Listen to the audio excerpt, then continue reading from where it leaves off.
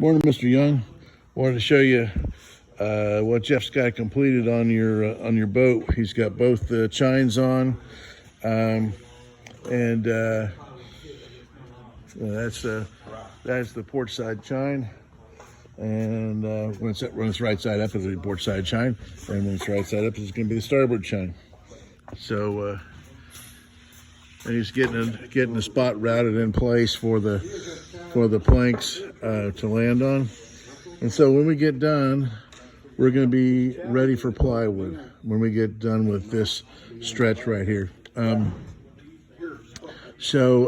be sending you a progress request because when you paid the last one, you already had a balance of a couple grand.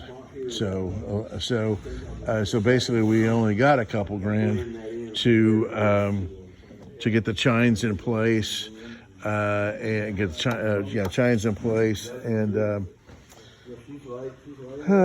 let's see. So anyhow, so that's we have about $500 left. So we're going to work today, and we're going to work about a half a day tomorrow, and we'll put us a little ahead of you, but not ahead of you like we were before.